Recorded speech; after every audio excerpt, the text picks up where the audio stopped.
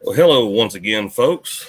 We are back with yet another edition of Petersburg Civics 101. And in our previous episode, we looked at who are eligible voters in the town of Petersburg elections, and also who is eligible to serve on the board of mayor and alderman. In that episode, we looked at what the city charter says. We established that the eligible voters are those who live inside the city limits, and then those who also own property inside the city limits but may not live here, and then those who obviously own their property and live here. We looked at what makes an individual eligible to serve on the board of mayor and alderman, and that currently our charter calls for 7 members, all of whom shall be residents and qualified voters of the town, and how the aldermen appoint one of their own members as the mayor. You do not run for mayor in Petersburg. You run for alderman, and the aldermen choose the mayor from amongst themselves. But we need to focus on this right here for today's lesson. The governing body of the town of Petersburg consists of 7 aldermen, each and all of whom shall be residents and qualified voters of the town.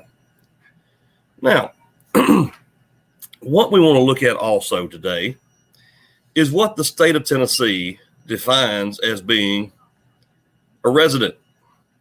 Give me just a minute. We'll pull that up here. And let's see, we need to go here. This is Tennessee Code Annotated 2-2-122. And this can be found at advance.lexis.com. Do a simple Google search of Tennessee Code Annotated 2-2-122. It'll pull it up for you. Okay. Tennessee Code Annotated 2-2-122 defines the principles for determination of a residence. Now, you may be saying, well, how did you come to this? Well, this came from speaking with the Secretary of State's office in Nashville, Ms. Beth Robertson, who is over the elections division of the state of Tennessee, the Secretary of State's office. And this has actually been used in many other cases where the residency of a particular elected official can be called into question. I didn't pull this up, but there is a case, and it's not hard to find, of a justice of the peace in Dunlap, Tennessee, which is over just north of Chattanooga. I believe Sequatchie County is the county that it's involved in. And the justice of the peace is required to live inside the city limits of Dunlap, where he was elected. But what he had done is he had gotten married and moved outside the city limits, but retained a house that he owned inside the city limits. And he was claiming that that was his residence when in fact it was not. This Tennessee Code Annotated proved that he was not a resident, because here's what we're going to do. We have 1, 2, 3, 4, 5, 6, 7, 8 determining factors of what decides if a person is a resident.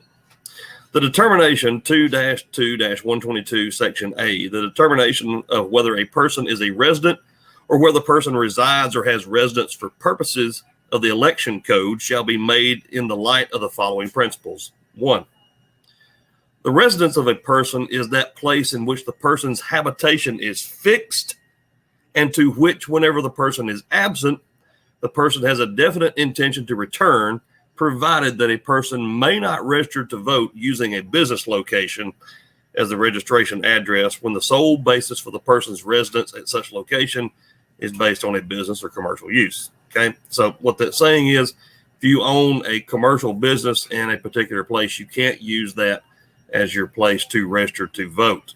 Okay, it has to be a habitation. A change of residence in section 2 is generally made only by the act of removal joined with the intent to remain in another place. There can be only one residence. Point 3, a person does not become a resident of a place solely by intending to make it the person's residence. You can't say, well, I'm going to buy this house and I intend to move there in 6 months. Well, no. A person does not become a resident of a place solely by intending to make it the person's residence. You can't say, well, I'm going to buy this house and I'm going to do a lot of work on it and I'm not able to live in it while I'm working on it, but I intend to live there someday. There must be appropriate action consistent with the intention. Point 4,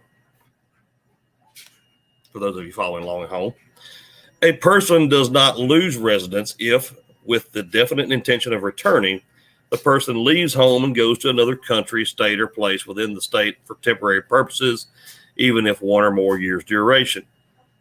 Point 5, watch this one closely. The place where a married person's spouse and family have their habitation is presumed to be the person's place of residence. But a married person who takes up or continues abode with the intention of remaining at a place other than where the person's family resides is a residence where the person abides. Where do you lay your head down at night? Where do you eat your meals? When you go buy groceries, where do you take those groceries to? When you pick your kids up from school, where do you take your kids to? Is it where you intend to live or where you're actually living? A person, point 6, may be a resident of a place regardless of the nature of the person's habitation, whether house or apartment, mobile home or public institution, owned or rented. However, a commercial address may not be used for residential purposes unless the applicant provides evidence of such applicant's residential use of an address. In other words, if you have a business, are you living at that business? And then 7 and 8 deals with service in the military and armed forces. All right. Section B, the following factors among the relevant matters may be considered in the determination of where a person is a resident. A, the person's possession, acquisition, or surrender of inhabitable property. B, location of the person's occupation. C, place of licensing or registration of the person's personal property. D, place of payment of taxes which are governed by residence. E, purpose of the person's presence in a particular place. And F, place of the person's licensing for activities such as driving. What's on your driver's license? In determining the residency of a person involuntarily confined to a state institution, if you're in prison. I don't think that applies here. Okay. So the state of Tennessee has laws that determine what is actually a residence. I want us to really focus on 3 and 5 here. A person does not become a resident of a place just because you intend to live there someday.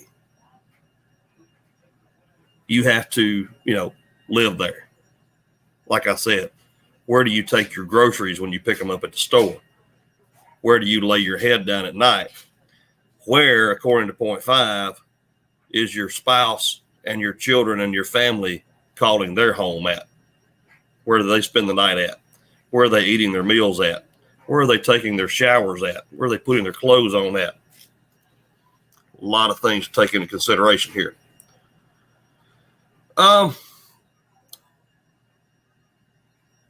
So what we need to determine today, and I think this is going to be the end of this class for right now.